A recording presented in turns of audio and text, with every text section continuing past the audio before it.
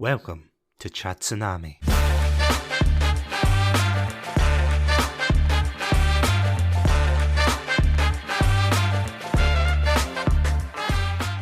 Hello everybody and welcome to another episode of Satsunami. I'm Satsunami and joining me once again for another spooky episode is the man, the myth, the sinner sandwich himself, Adam. Welcome to the Spookfest. Hello. Happy Spookenings one and all. Good to be back on an extra spooky episode. Do you know, I was actually just thinking about this the other day, how the last time we did a spooky episode, or rather one that focused on horror, other than Birdemic, that doesn't count, no matter how strongly you feel about it, Adam. It does not count as horror. Well, a romantic horror, is it not? We'll argue about this later, but you know my feelings.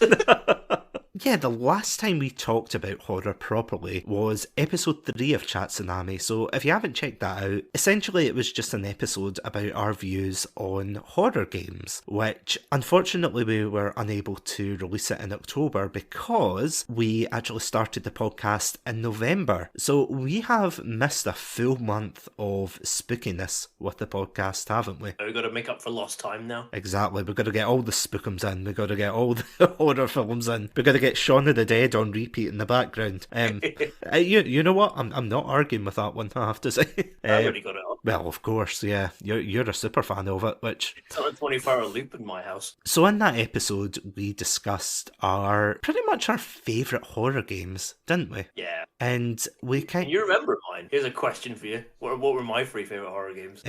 Was Half-Life 2 one of them? No, I brought that up as like my favourite my favourite horror experience in a non-horror game, but that was a good pull. Well remembered. Yeah, I'm just trying to remember. It definitely wasn't Outlast. I know you had Resident Evil. Was that one of them? No, it wasn't surprisingly. I am a fan, but I didn't pick that one. You know what? Do tell. What were your favourite horror games? God, some fan you are of the product. Listen to the product, man. That's the first rule of podcasting, okay? You don't listen to your own product. Don't get high on your own supply. Very true. Exactly. Very true. Words to live by, kids. Anyway, so my three favourite were Observer, Bioshock, and Alien Isolation. Oh, of course. 3 classics, to be fair. Indeed. Yeah. So, out of curiosity, jumping on that point, what is your experience with horror games as a whole? It's a genre that I came to in...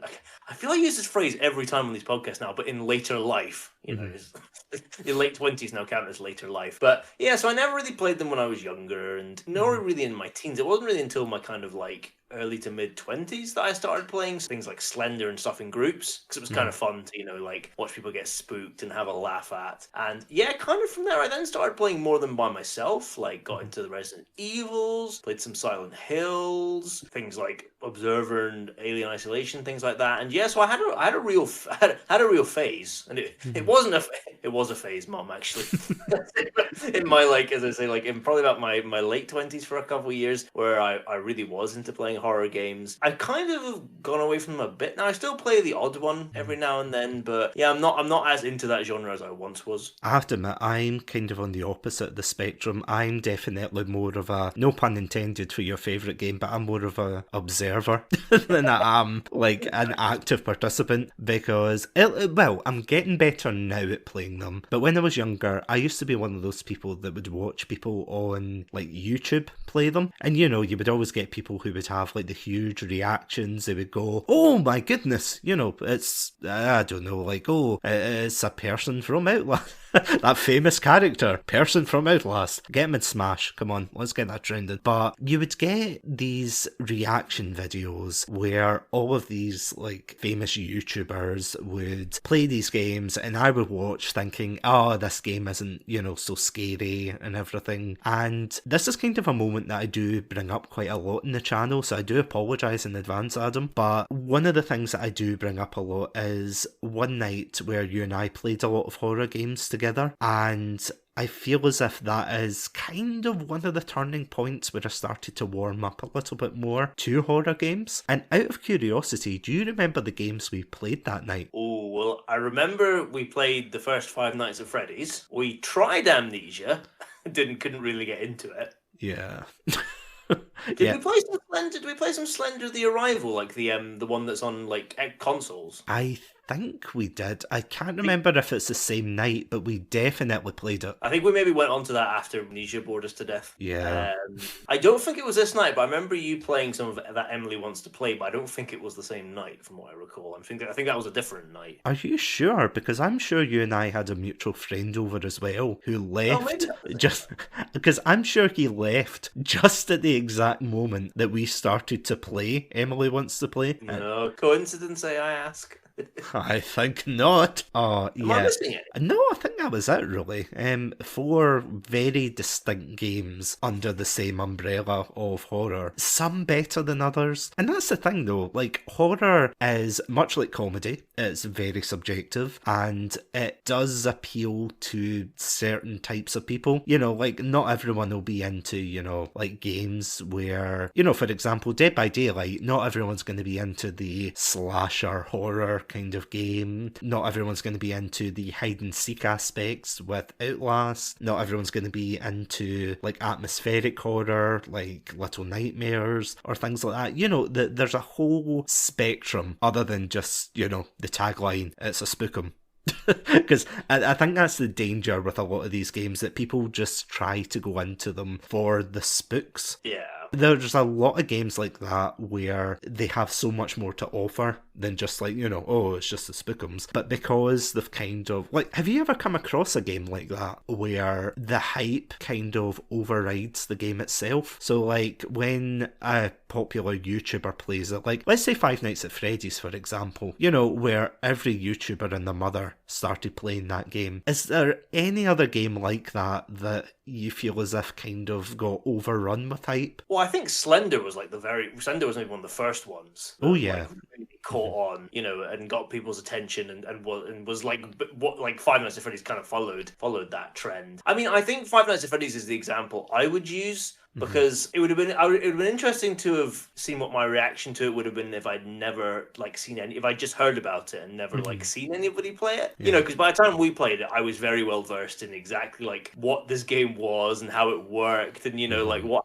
and everything, and I even knew like some strategies for it and everything. So it would have been interesting to have like seen what my reaction would have been, have not seen all that, you know, the kind of buzz that was around it. So I think that's the one that I would say the hype really overran, in the fact that it was kind of impossible. Like, you really had to try if you wanted to go into that game blind not to see anything, because it was so omnipresent everywhere. Yeah, it was like plastered everywhere on the internet, on YouTube's homepage. Before we jump into the main, you know, discussion of this episode, this is kind of the danger of horror games, and I don't know if you agree or not, but do you ever feel as if all it takes is one trendsetter to influence like the other games? A bit like how FPSs go with, you know, like if you have Call of Duty and then a lot of other games after it, because Call of Duty is so popular, then they start to copy it. And the same with Fortnite, you know, that a lot of games have a battle royale mode because of it. Like, do you feel as if the same applies to horror games? Definitely. I mean, like, the horror gaming genre is one that I think is, like, I'm not saying game design is easy, like, at all, but I feel like it's easier to make a horror game than it is to make, like, a first-person shooter or, like, a platformer or something. So, you know, and I say fairly, again, just to overly simplify, but it's probably fairly easy if you know what you're doing to, like, make a knockoff Five Nights at Freddy's or a knockoff Slender. You know, they're quite simple games in a way. So I definitely think while all gaming genres are definitely like hostage to popular trends, I think in the case of like the horror genre for games, I think it's just the ease that people can just churn out so many like knockoffs of whatever games, you know, the fad of the month. Well, without any further ado, as we're kind of talking about these particular games, should we jump into the main topic of today? That, of course, being what makes a good horror game. Let's do it. I'm wearing my brown trousers just in anticipation. And while I look out my own brown trousers, we are going to listen to some spooky messages, so we will be right back in a couple of minutes. Welcome to Satsunami, a variety podcast that talks about topics from gaming and films to streaming and general interests. Previously on Satsunami, we discussed Game of the Decade, Deadly Premonition, the romantic thriller Birdemic, and listen to us get all sappy as we discuss our top 5 Christmas films. films. If that sounds like your cup of tea, then you can find us on Anchor, Spotify, YouTube, and all good podcast apps. As always, stay safe, Stay awesome, and most importantly, stay hydrated. We are Beer and Chill Podcast. Podcast where we review TV shows, games, movies, and whatever else takes our fancy. So what are you waiting for? If you're a cool kid like us, you're gonna listen to the Beer and Chill Podcast. You can get it anywhere from Spotify all the way to your grandmother's radio. My name is Jan. And I'm Craigie C. And we are Beer and Chill.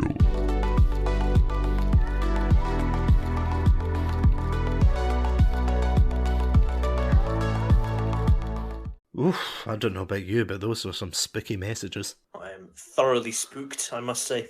Spooked to my core. And my brown trousers. But that's beside the point. So yeah, let's jump in. So today we are talking about what makes a good horror game. So I'm going to throw over the question to you because I'm just like that. I'm sorry, Adam. The spookings are beginning. Oh no. Yeah. So what, in your opinion, what would you say makes a good horror game? I think that there's a lot of things that contribute to making a good horror game. If I was going to pick some of the most important ones, I would start by saying that there's a real importance in nailing the sound and atmosphere of your horror game, because that really, those two things really kind of lay the foundations for everything else that kind of gets layered on top of it. Yes, I think those things are especially important because the sound and the atmosphere are the elements that really kind of can draw you in and really kind of hook you and put you on edge, and that's ideally what you want. You want to be tense, you want to be put on edge when you're playing that. And yeah, so when I think of the horror games that I've really enjoyed, like the sound and the atmosphere have been like key parts of that. Like I think of something like Little Nightmares, just the really like creepy atmosphere of that ship, and the way the kind of like the light and the dark and just the environments themselves, taking away like all the kind of the enemies and the monsters there, just like the really creepy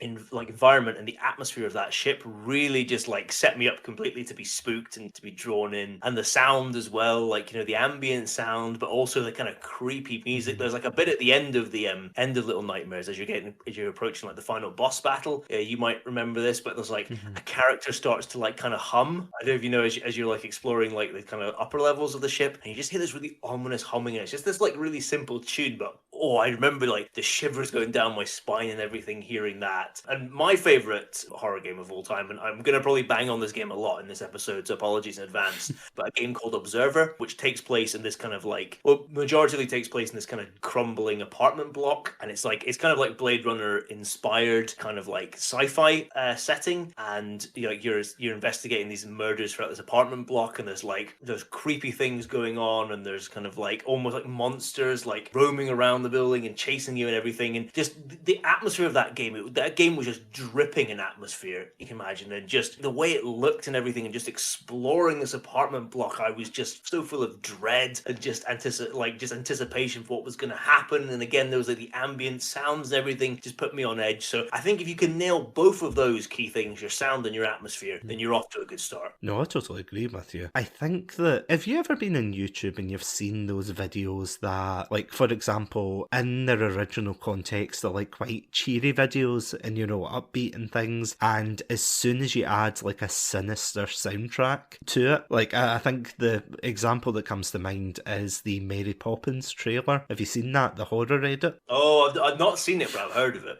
Yeah, it's, for those of you who don't know, it's basically just the Mary Poppins trailer, but someone's put like a very sinister sound, it's basically just an edit of the original Mary Poppins trailer with a very spooky soundtrack attached to it, and it turns this film from being this very, light-hearted and spiffing adventure into this like grim, dark horror thing. And I do think that sound design definitely, it plays a key part in these kind of games, and especially with building atmosphere, because can you imagine how underwhelming it would be if Little Nightmares didn't have those sounds and soundtrack? Oh yeah, you would lose, that game would lose all of its when I say charm, obviously charm usually means something happy and good, but like in the context of horror, it would, if you took away those parts of Little Nightmares, it would lose all of its charm and identity, and probably be a pretty like mediocre experience, honestly. I'm just thinking instead of, the grim humming and things, it's just like the producer's, I don't know, child with his SoundCloud account. It's like, hey, you want to hear my mixtape? It's like, not in this game, but I thank don't you. want to hear the theme to Paw Patrol, please. I know, but it's a remix. It's like, oh god, no, that's a horror in itself. But going from that point you just made, I'm gonna like take it back a bit and say that horror games for me, like to be a good horror game, they have to nail the basics. Like this is gonna sound like a weird one. It sounds like very general, but trust me, I've got a point. Yeah, for me, horror games definitely have to have like a fundamental understanding of what they want to achieve, if that makes sense. You could create a horror game filled with jump scares and, blood and gore and quote unquote realistic graphics and all of this, but if you've not got a point to it, it reminds me of, there was a video I saw ages ago with, I think it was Markiplier. Have you ever seen his stuff? Yeah. Yeah, that small indie YouTuber called Markiplier. I've heard of this channel. Yes, yes, in passing. And as you know, he does a lot of horror Let's Plays, which are really interesting because you get to see like all sorts of horror games coming through. And some of them are obviously better than others. Some of them are just like weird indie, like short games, and some of them literally emphasis on the short. And I remember one particular video, and it's always sat with me, and I don't know why, but it was this game where I think it was called The Tunnel or something very generic, where it was literally one guy walking through a dark tunnel, and every couple of minutes he would get like a scary image popping up, and it would be a very loud screaming sound, and all you hear would be the and he got to the end, and I have never seen anybody so bored looking in my life. Like, he genuinely, by the end of it, he was just like, okay, that's fine. But that's the point, like, I'm making. It's one thing to take, like, all these stock images, stock sounds, mash them all together and be like, yeah, this is what we want to do. But if you don't have a point to the game, then it's just a jumble, really, of noise and graphics, isn't it? Yeah, as you say, like, if you don't have, like, a central hook, then it's just basically filler, isn't it, at the end of the day? And, as you say, like, it's that way of, like, I think real horror comes from there being, like, a kind of core, there's, like, there's a reason for that character to be there, like, whatever if they're trying to escape or they're trying to find something or somebody, but if you don't have any of that stuff, if it's just, like, random person walks through tunnel, blah, something jumps up at them, then, yeah, exactly. Well, it's just a waste of everybody's time, isn't it? Yeah, because, look at games like, I'm just trying to think, like, Five Nights at Freddy's, let's go back to that. That is just a simple game of a security guard who is looking after a pizzeria that has, like, it has something more going on under the surface and everything, and that in itself is a very basic premise, but at the same time it does elicit some spooks, because there's that anticipation that the animatronics are going to get you, you're constantly on the watch and things, it's keeping you busy, and that kind of basis is, like, definitely a good starting point. And I do think that other games like, let's say Outlast, for example, that sets up the game right away. You're a investigative reporter who has been tipped off that there are spookums going on in this haunted asylum, or I should really stop saying that because it isn't haunted yet, but you know what I mean. It's a creepy asylum. Yes, nothing wrong here, officer. That's the hook. And then you explore and the atmosphere builds and things. And it's a great experience all round. Well, for the most part, but we will get to that later on. But yeah, I feel as if those kind of games definitely knew what they were all about. And going back to one of your personal favourites, BioShock, that immediately drops you in, no pun intended. And yeah, it establishes the world, it establishes what your purpose is there, and basically how to survive. Couldn't have said it better myself. I think the other, like, key element that I would say, so I think there's really three kind of pillars to this question from my perspective. perspective, which is you got sound, you got atmosphere, and I think the last one is pacing. I think horror games work at their best when sort of the developers and the game designers keep a very tight leash on the player's actions. You know, some other games, it's better if you can like kind of let the player explore and kind of, you know, to use that great phrase, play the game their way, you know, play the game your way. But I think for a horror game, like you really want to keep you really want the design to keep their hand on like the, you know, the tiller and like really control how the game's unfolding. And you really like all games need good pacing, but like with a horror game, you really have to find that sweet spot of giving the player like, you know, high moments of high stress and tension and horror, whatever you're going for. But you also need those points where there's just nothing happening. It's just a chance to it's either a chance to like allow the player to breathe and feel a bit of safety, or even like, you know, let their imaginations run wild, you know, let them run riot. Because as human beings, we often build up situations in our head like much more than they're ever going to be. You know, if anybody's ever been to a job interview, for example, I'm sure you built it up in your head to be like the most stressful, like the worst thing ever. You know, so often our imaginations are the best at like running riot and like stressing ourselves out. But that pacing thing, and it's funny because I was thinking about this game that I played a few years back called The Sinking City, which is a kind of Lovecraft-inspired game in the kind of Cthulhu mythos. And so it was like a kind of survival horror game, but it was set in an open world, taking place across this like city that was like basically sinking, as the title implied, and full of these kind of eldritch horrors.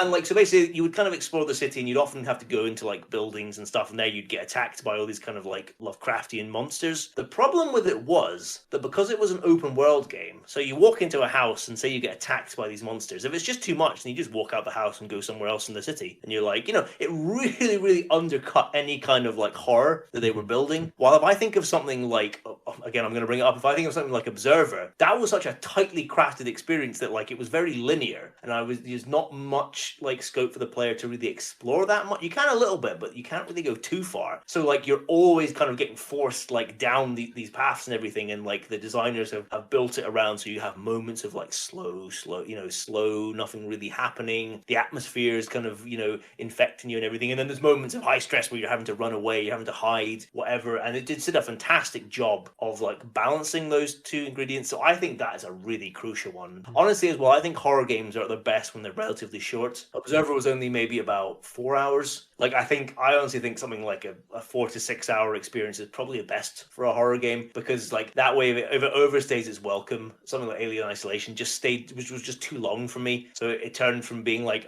a terrifying experience to actually quite like a frustrating one. So yeah, I think pacing is a really crucial element if you want to make a good horror game. Short and sweet, essentially. Yeah, unlike my answer there, short and sweet is what you want to go for. I've actually got a question for you. Going off that point, what are your opinions on player agency in relation to all of that? Because I'm just thinking of games like, as we said before, like Little Nightmares, Outlast, Amnesia to a certain extent, but you know, those kind of games where you don't have really much to fight back with. You know, like Slender as well, that's another one. I mean, even Five Nights at Freddy's, the list could go on.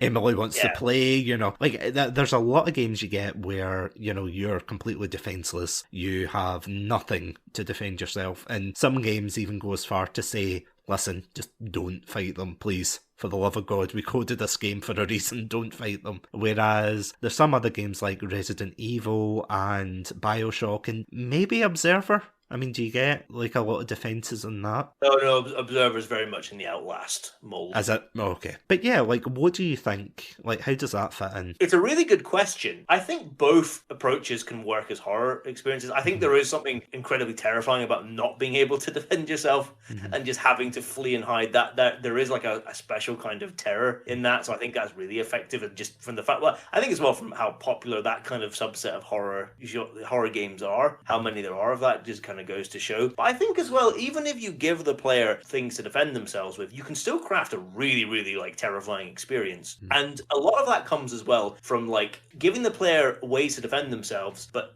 making sure there's a lack of resources.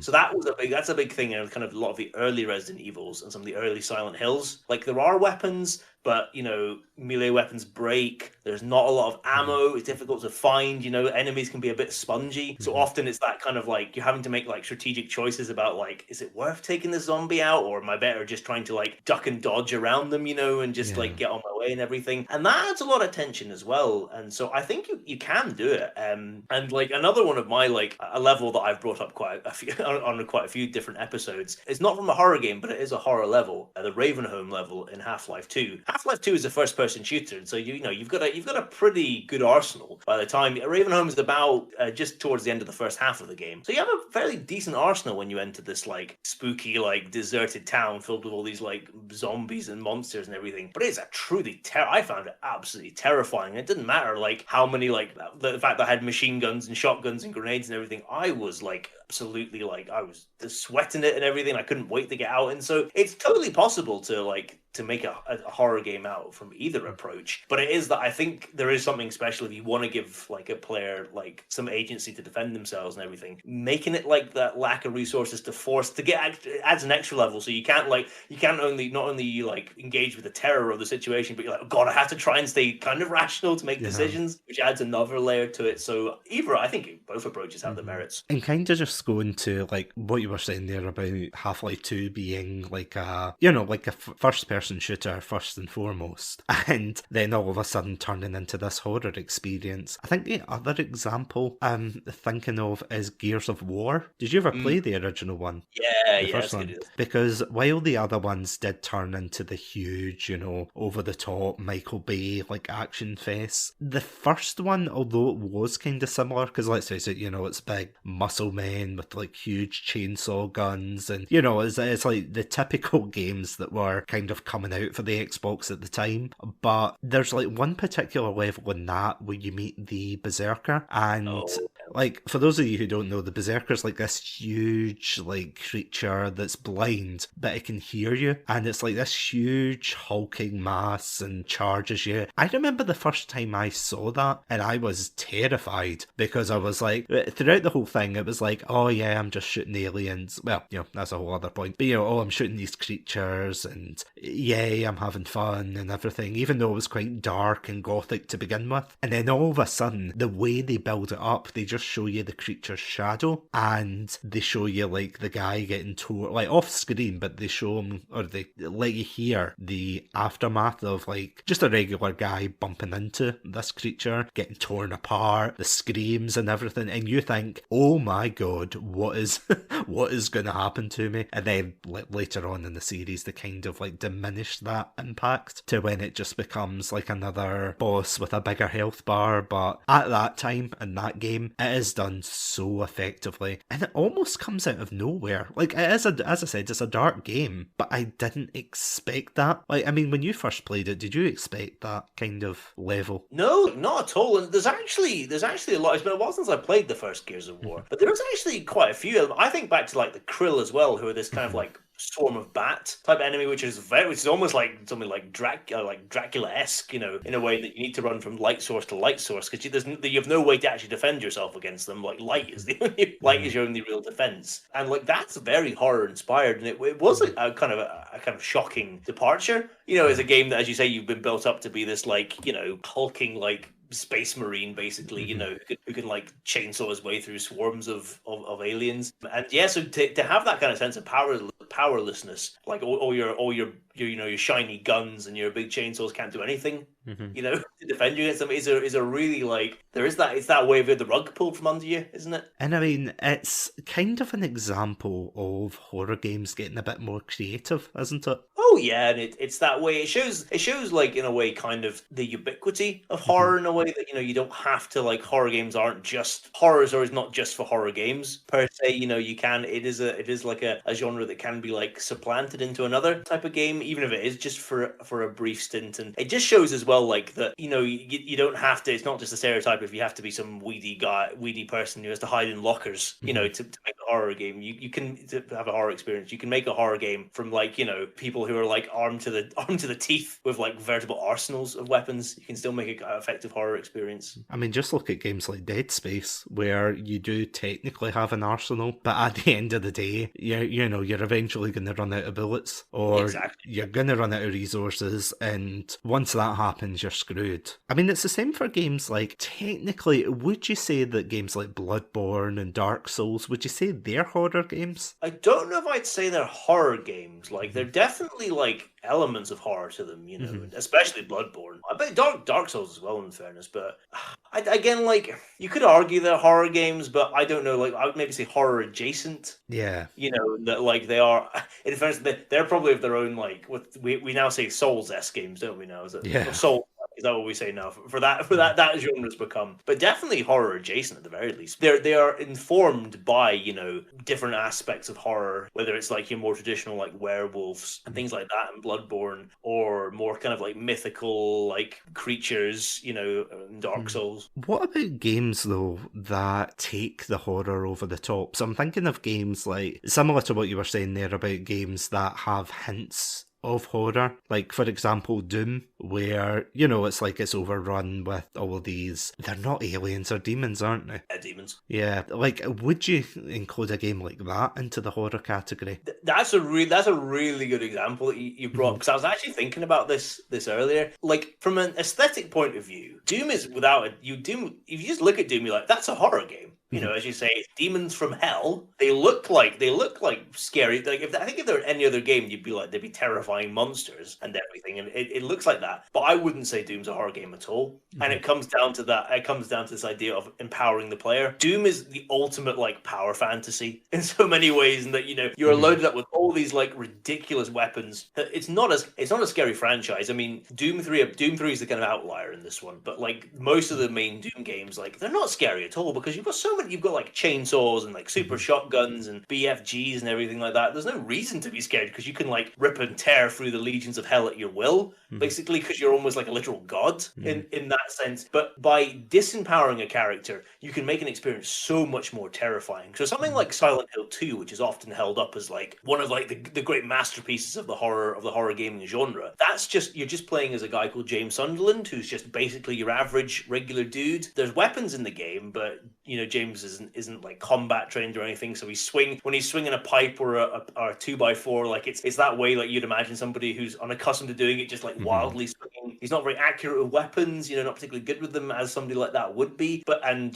like the enemies in Silent Hill 2 in many ways don't maybe look as terrifying as the demons from Doom, but it's just that sense of you feel much more helpless as James Sunderland than you ever do as Doom guy, Doom Marine, whatever you want to call him. So just by that way of disempowering a character, you can just up the horror so much. Would you say like that the further you do empower a character, like the more items you give to defend themselves, the less it moves away from, the more it moves away from the horror genre and more into something else, like action, shooter, that kind of thing? Completely. Like, there's I just finished playing up Resident Evil Village like last month, and for the most part, like that is a horror game. It's not a particularly scary one, because again, like I feel like they give your character a lot more weapons and a lot more chance to upgrade weapons and get ammo and stuff. But still, like, there are points in that game where you're having to, like, you are running low on things and you're desperately searching, and it can get quite tense. But there's a point in the game where you take on the role of another character who's like a special forces soldier who's like armed with like grenades and flashbang grenades and like tons of like machine gun ammo. And the game, it just turns into almost something like COD Modern Warfare at that point. And it's not scary. You're just mowing through all these enemies that were like, could be quite tense and scary to an extent, like, in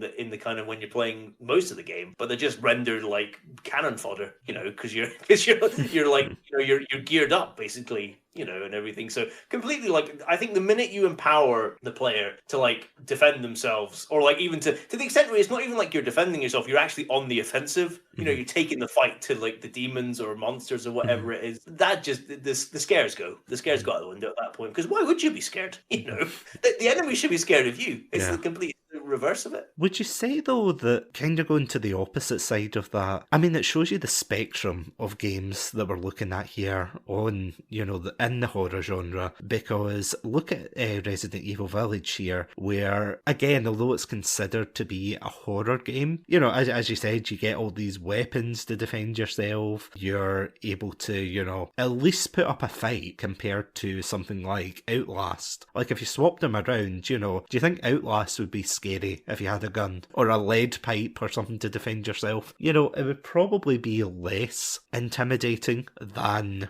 being able to defend yourself, but still it's classed as a horror game. But kind of going on that point, do you think there's maybe like a case where there's too much of that, where the player doesn't get enough defense and it almost feels as if like it's a bit unfair, or it just doesn't work the same? I definitely think so. I mean, I think maybe one thing to say about like a lot of these games that do like completely disempower the player and like there's no way to defend yourself at all, they kind of can feel a bit repetitive in a way. Yeah. Like, it does kind of feel like once you've played a couple, you can kind of tell, you're like, okay, like I know the deal with this. It can be frustrating as well, because especially sometimes you look around the environment of some of these games, you're like, why aren't they just picking up this? Why aren't they picking up this chair? Just to like swing around, like, so again, and that's a way, like that kind of breaks your immersion. Because I think like all games are better when you're more immersed in them, but especially I think a horror game, if you can really put yourself in there, like, that's going to make it such a more scary experience. But when you look around, you're like, why isn't the character picking this up? Like, why are they doing to go defend them? Why can't you push, like, why can't you like block or something? Like, I think it can be a very frustrating thing, as you're like, it just seems unrealistic, and you're like, okay, fine, maybe the character's terrified, but there does come that adrenaline thing, isn't it? It's not always flight. There's also some fight in there as well. So yeah, I totally think like it can be a bit like aggravating to an extent when you're like, oh god, like I have to go and hide again. And it depends as well, I think, on the difficulty of something. With like a game that I really liked the first half of, and I thought maybe it's one of the best horror experiences ever, Alien Isolation. The first half of the game is so tense, and like anytime the alien shows up, I was freaking out, and like and that game gives you what you can't kill the alien, but you can defend yourself. Like there's like a flamethrower you can have, which if you get it off in time will like make the alien flee, so you've got a chance to like recover and get away, and go back to what you're doing. And that was a really, really tense experience. But like there's a point later in the game where you have to go through and slight spoilers ahead here, so skip ahead 20-30 seconds if you don't want to know. Like there's a point where you have to go through like an alien hive, and it's such a confined space, and there's a couple of aliens, and basically there's no way to hide from them. They're going to find you at points, so you have to just basically save enough flamethrower ammo to like get through it. And it was such an aggravating experience, as I was like, oh my god, like, right, go into this little bit, get my flamethrower out, blast away, make a bit more progress, rinse and repeat. And it was just, I wasn't scared in the slightest. I was just annoyed. So I think that's a real danger of that kind of like hide and seek approach to horror. And I think repetition does like kill what could be a good horror game. Yeah. Like, I'm just trying to think of other games that we played. Like, as we said before, and I know I keep bringing up Five Nights at Freddy's, but it seems to kind of like encapsulate everything that's right and wrong with horror games in a way. Like, on the one hand, it's short, it's sweet, it's simple, you can blast through it in a couple of hours. The downside to it is it's very repetitive, and once you've been jump scared a couple of times, because when you and I were playing it, we were sitting there, like, by the end of the night, we were just like, oh, we got spooked again. Oh no, it's not something that is engaging anymore. Like, as soon as you get that one cheap shock. Same with Slender, whether it was the 8 pages or, the new one. Was that just Slender the Arrival? Yeah. Because there was a particular scene in that I remember where you're in I think it's a warehouse or a factory, and one of Slender Man's proxies come after you, and what you're supposed to do is you're supposed to shine a torch in his face to like ward him off. And although that sometimes does work, there are like other times where, you miss him or something, and it just gets annoying that every time he keeps, appearing in front of you, or you just die, and that's it. Like, there's no recovery period, there's no nothing, you're just dead. It's like there's no comeback from it. You just have to keep repeating over and over again the same thing. I mean, I think that was probably our issue with Amnesia, and I'm going to touch the elephant in the room here, so apologies if you hear it in the background. But yeah, I personally was not a big fan. We only played it for a couple of hours, to be fair, but I personally wasn't a big fan of it. But I'm going to let you explain so I can get my car keys and run away as the mob come to your door and not mine. Smart move. I think the problem with Amnesia is, and I'll be kind to the game and say that I think when me and you were having that night of playing horror games, we kind of wanted games that like got the horror in early. Yeah.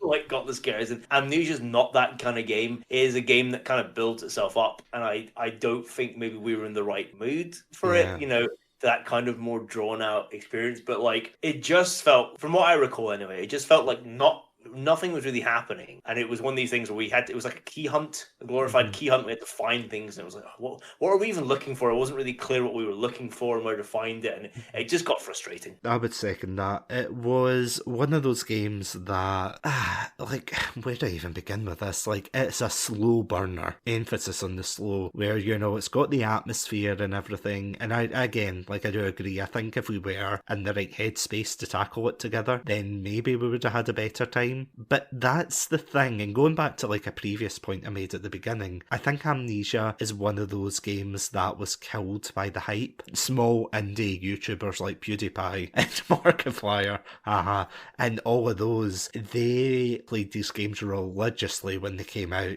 making scare compilations. They were screaming into the camera and things. And that, I mean, for me personally, that gave me the impression that this was like a spookum game. That you were going to get the spooks like right away. But yeah, the spooks never came. I was waiting at the window, wondering when my spooks would come, but they never did. It was a shame though, because maybe I'm not giving it enough credit. But something else I would say, and I think maybe this is more on the player rather than like the developers themselves, but I think personally to get like the best experience of a horror game, you have to do it in short bursts. Agree. Like, unless it's like a game that's really short, they can do it in one sitting. So to kind of give context, last year in 2020, I streamed Outlast, Little Nightmares, and Condemned Criminal Origins. 3 like brilliant games in their own respective rights. But with Outlast and Little Nightmares, I was able to complete them in about 4 hours, give or take, in one sitting. For Condemned Criminal Origins, I tried doing the same,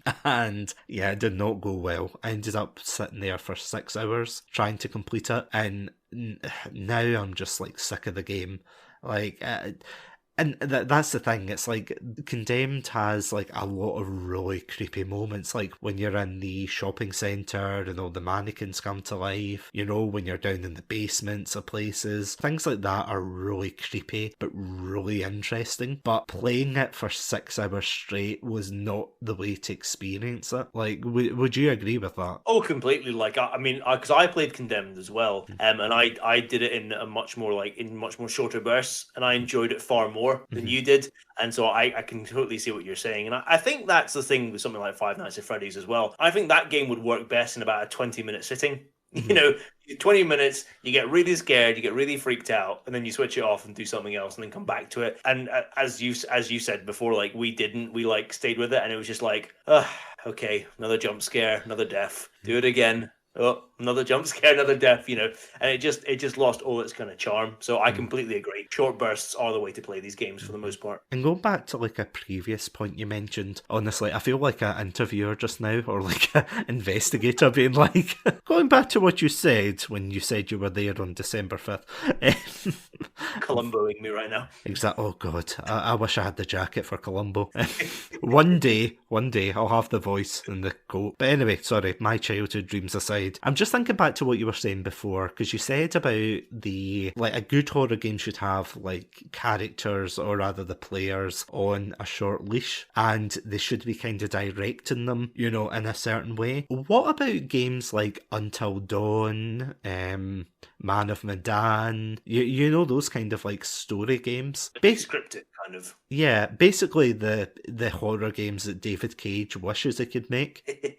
Kind of choice-driven ones. Yeah. I think they can work as well, because I really enjoyed Until Dawn. I still think they are very highly scripted in that way, that like you are going to end up in kind of a lot of the same situations. But granted, you are right in that you do have more agency in, like, you know, who lives and who dies. You know, not that you always know exactly that that's going to be the outcome from your decision. So yeah, no, I think a choice-driven experience can really work as well, and like that adds a level of tension to affairs. You know, as you say, because you are like, oh god, like by making this character go down this corridor, if I like killed them, you know, or what's going to happen here? So that definitely is a very effective way to do horror. Like, again, I still think it's in that way of like being, it's still quite a tight leash. It's not as tight like Observer or Outlast or something like that, but like still, again, it is quite like, you know, you are being very much guided through it. Like, it's not like an open world where you can go and explore and stuff. But definitely, it's a good point to bring up a choice-driven experience, because that extra level of like your decisions matter, you know, really can just adds a whole extra layer of horror to the proceedings. So I was just thinking about games like the way you were talking about open worlds games, or, you know, like kind of sandboxy horror experiences. Unlike, you know, GTA, you have the Blair Witch Project, which came out a couple of years ago, and that, of course, is, you know, that's the point of the Blair Witch Project. There's like a huge forest where the characters themselves get lost. But in terms of the game, it goes back to your point of, you know, you get really frustrated with it because there's like just so much going on, and you need like certain items to like continue. That's the thing. It's again going on to this idea of repetition. You're doing the same thing over and over again until you eventually progress. But by that point, you know, you're sick of the game. So when something does like pop out, you're like, oh,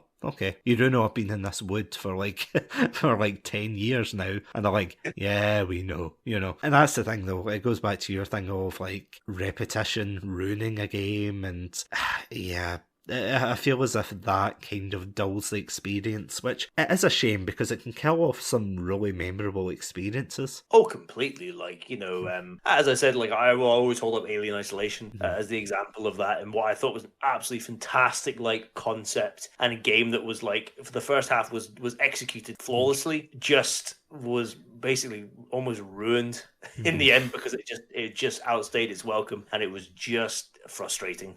And it's really a shame. Did you ever feel like that in other games, though? I'm just trying to think of games that, again, like the developers give the player a little bit more freedom to fight back, like Dead Space, for example, or like Condemned.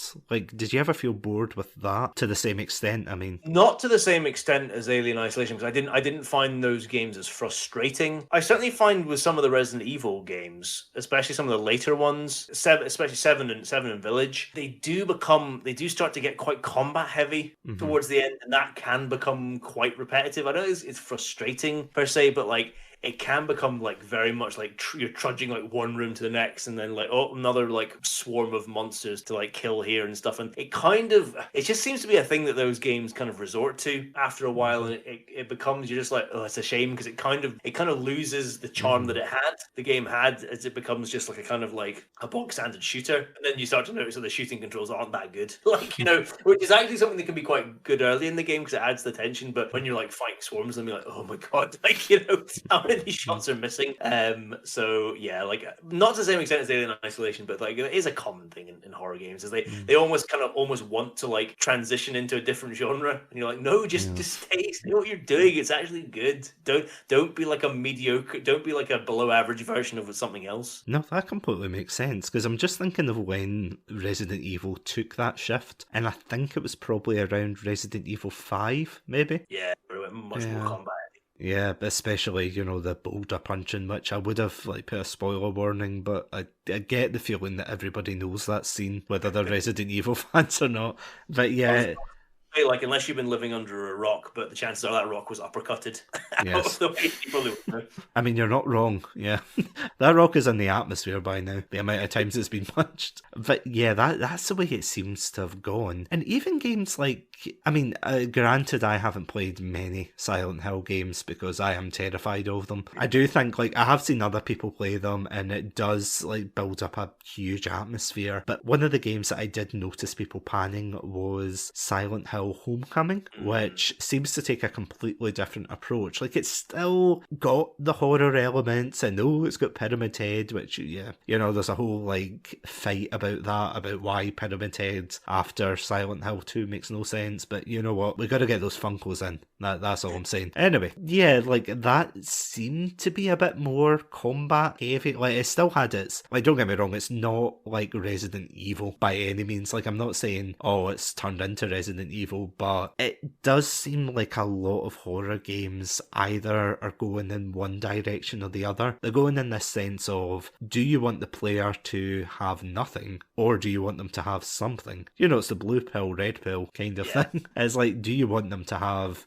something to defend themselves with, or do you just want just like a running simulator? Horror games can often fall into the trap of, well, it's not really a trap, but one of the big fundamental problems with, like, the horror gaming genre is they don't always make the most money. Yeah. You know, it's not always the most popular, and it's not always the ones that, like, as I say, like, get the highest sales compared to things like shooters or, you know, your quote unquote action adventure games. So almost a lot of horror, especially the mainstream kind of horror titles, try to almost kind of lean into that genre. And that's the Resident Evil games became that for a while. 5 really started, like, flirting with action adventure, and then 6 was like, you know, by the time of 6 they were fully married together. And as much as, like, 6 is the worst Resident Evil main series Resident Evil game, I think it's still the one that's probably sold the most and sold the best. Oh, because really? it's an action adventure game that is more attractive to people, you know, to a bulk of people than like a survival horror experience. So I feel like they get caught in that way of publishers and developers are like, well, we want this game to sell. It's that way of what's popular. Action adventure is popular. People like those kind of games, like your Uncharted and things like that. Let's lean into that, you know, and introduce a lot more elements. And as you say, Silent Hill Homecoming was the prime example of that, where I think that's the game where you can combat roll, which, to think back to something like Silent Hill 2, as I was saying, with its like clunky controls and, like, you know, James Sunderland's like swinging like madly swinging around like a 2x4 with no clue what he's doing, to then think that, like, a few games later your main protagonist would be combat rolling around with like a veritable arsenal. Like, it's just anathema to what that series was. They wanted to go with the trends and wanted it to sell. Was Homecoming the one that they had the psychological profile, or was that another one? Oh, I can't remember. I'm going to be honest, I can't remember. It might have been, but yeah, I can't say. Because I remember, and I have to admit, Until Dawn did this as well, probably better, but they did a thing where they basically ask the player a couple of questions and they say, what are you afraid of? Wink, wink. Are you afraid of this? Are you afraid of that? And then they tailor the experience based on that. You know, like, oh, you're afraid of clowns, and then in the next chapter a clown's going to pop up. Are you afraid of spiders? I mean, who isn't? And, you know, spiders are going to pop up. That kind of thing. And I think that is really good. But would you say, and again, I'm sorry, I'm hitting you with the hard questions today. Would you say that there is like a danger of these kind of games being too ambitious? I think that's a really good point, and I think you're completely right in that way of... Do you mean in the sense of, like, having, like, big locations and, like, high-end, like, graphics and, like, different gameplay styles and stuff? Is that the kind of way that you mean, like... Yeah, I suppose, like, if it's a successful horror game, it would build on the success of, you know, its predecessor, but at the same time it says, right, we're not just going to have the same game as last time, we're going to put in, you know, mechanic X, mechanic Y, you know, put a little bit of Z, we'll sprinkle that on, we'll, you know, make it bigger, better, bombastic, we'll make it basically a former shell of itself. Because I have to admit, like, going back to Resident Evil, if you compare Resident Evil 1 to Resident Evil 6, like, the two seem like completely different games. And it's like the same as well with, this is a favourite example of yours, with Dead Space 1 compared to Dead Space 3. I was just thinking that. Yeah. Because this is the thing, like, you know, you made a great point there about how external factors can ruin what makes a good horror game, especially games like Dead Space, as we were saying there, Dead Space 1 versus 3. Dead Space 1 is this very claustrophobic, dark, gritty game where you're fighting through this abandoned spaceship, versus 3, which to the best of my knowledge is just like, it's just a shooter. It basically is like it is that third person, like almost cover shoot. Yeah, it's almost cover shooting from what I recall. In that sense, I completely agree that like ambition, the ambition of wanting to be like a kind of like a really successful, like top of the sales chart title can like completely destroy what makes a great horror experience, because you're trying to cater to a much broader audience. Not everybody's into horror, so there's like, let's downplay these elements. And Resident Evil and Dead Space are the absolute prime examples. Silent Hill as well, I think, to an extent as well. But those three are the absolute prime examples of that, of like that, say selling out, but it is almost like selling out, in that sense. I think as well, in terms of ambition, there can sometimes be a danger of a sequel to a horror game, like almost trying to like one up itself, and one up its predecessor. I think of Outlast in that regard. Now, I've played Outlast, and I played its DLC, but I never played Outlast 2. But from what I've seen and what I've heard, Outlast 2 just was like, it seemed that the main design, like the key point when they were designing the game was like, right, how can we top everything that we did in Outlast 1? Like, I'm sure a lot of games think that, but it was just like, how can we top the gore? Like, how can we like top the shock value and stuff? So, very famous example is like one of the first enemies that you meet in the game. Like, if the enemy catches you, they'll like throw you to the ground, and like, sorry, it's a bit explicit imagery coming up here, but they have a giant axe which they'll slam into your character's groin and then proceed to rip out. And you're kind of like, well, I feel like I've seen everything in this game now. Like as shocked as you might be in the first instance, like, where's there to go from there? That was like 0 to 100 in like a second. There's no pacing, there's no build up to anything like that, no build up or anything at all. So I think there can be a danger of that as well, of like just trying to be like, how can we just one up ourselves to the extreme and like ruining your game in that sense. I have to admit, I totally agree with you there, because I've seen the playthroughs as well, and I mean, I've seen like a lot of streamers play it as well, and it's just, although Outlast 1 is gory, it almost, and I can't believe I'm justifying this, but it almost feels as if there's a purpose for most of it. Not all of it. Like, there's some bits you're just like, why is this in the game to begin with? Like mutilation and everything. But it's like a basic premise, it's a reporter goes into a haunted, or no, I keep saying haunted. There's no ghost, well, there is one ghost, but... Spoilers! Yeah. I mean, there's one Casper lurking around, but I jest. He's not friendly. He is a ghost, but he's not friendly. He goes into this asylum just with the sole purpose of trying to figure out what's going on, and it's a simple plot. For Outlast 2, they do a similar thing where it's like a husband and wife duo. So how to put this nicely? Their helicopter crashes and they end up in this like very fundamentally religious town. It doesn't hit the same chords, I would say. Like, from what I've seen of it, it just seems gorier, it seems, just more disgusting. And this is the thing, because I think Dead Space 2 did a similar thing for its marketing, where they did a thing where it was like, they got people's mums in. I don't know if you've ever seen this advert, but they got people's mums in to like watch clips of Dead Space 2, and the tagline was something like, oh, Dead Space 2 is so gory that your mum won't approve of it. Like a very weird advert. Like, why would your mum be watching you playing Dead Space? But anyway, I digress. But that's the thing though, is as you said, it's trying to build up on what came before it. And, you've obviously, if you've got like a hit game, you've got to usurp the previous one. You've got to say what's going to happen in this game that's going to, shock the people even further. And if that means more gore, then, or, more action or more set pieces that kind of show like a more bombastic side of it compared to just having like a silent, slow experience, then that's just going to detract from what makes a horror game good. That's the nail on the head there. Like, completely. So, just as a final, talking point to wrap up for the night before we go trick-or-treating. Actually, I tell a lie. There's still time. There's still time. Before we lock ourselves in and get away from the trick-or-treaters. I know. Who am I kidding? I'm acting as if we're like 12 years old all over again. It's like, no, we're on the other side of the door where we turn off the lights and then eat all the candy, Yeah, as a closing point, what are your final thoughts on this topic? So I would reiterate that for me the three, if you want to make a good horror game, focus on sound, atmosphere, and pacing. And I think as well, I would also posit, like, for any game developers or feature game developers listening to this, I'd posit two questions to consider if you're making a horror game. Number one is think about how you're going to sustain the horror, because a lot we've kind of discussed this before, but a lot of games that maybe start off as horror games lose that, through whatever reason, things like Alien Isolation or some of the Resident Evil games, Five Nights at Freddy's. It's a very difficult thing to keep and sustain that horror for a whole gaming experience. So that's a key point I would think about. And number two, I'd also say, well, how are you going to compel your player to keep playing? Because let's face it, if a game is far too scary, then you're going to turn it off, aren't you? At the end of the day, you're going to be like, oh, well, what's the reason for me to carry on? But if you can create a compelling narrative or like a satisfying gameplay loop or whatever it is, something to keep a good pacing, it doesn't feel too overwhelming. You can get your player to keep progressing through and to experience the whole game. So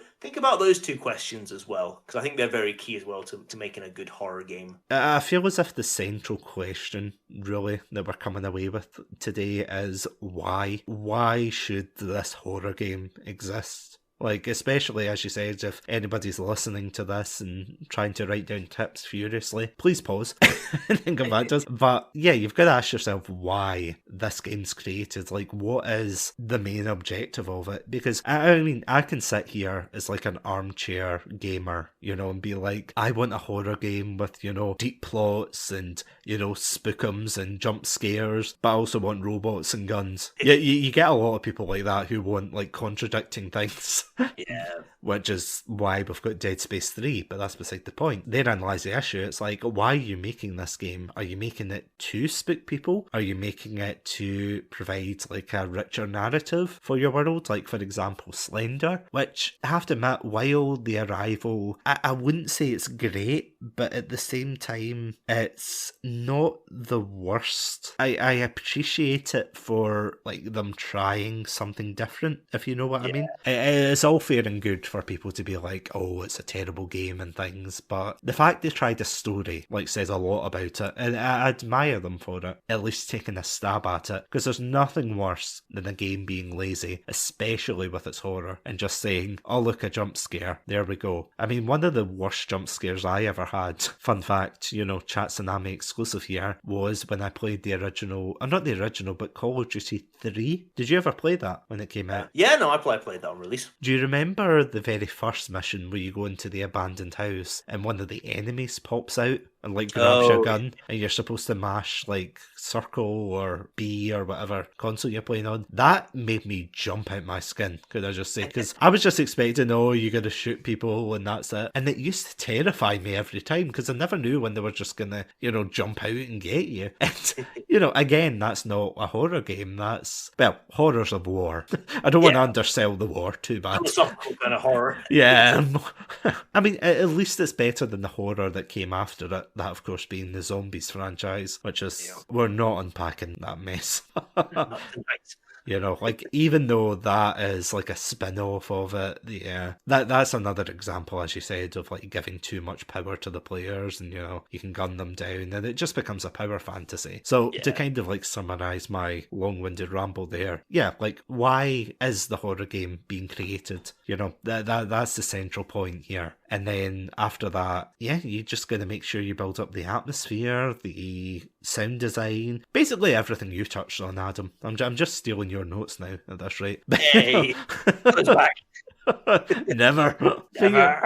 But you did. You made like a lot of great points there. Like, would you say that it is like a interdependent relationship between the players and the developers, that the players have to kind of give feedback and kind of let the developers know what's working, what isn't working? This is like in a perfect world I'm thinking of, because I know at the end of the day, like, not everyone likes horror games, and if it was up to the player base, they would probably want like a shooter horror like hybrid.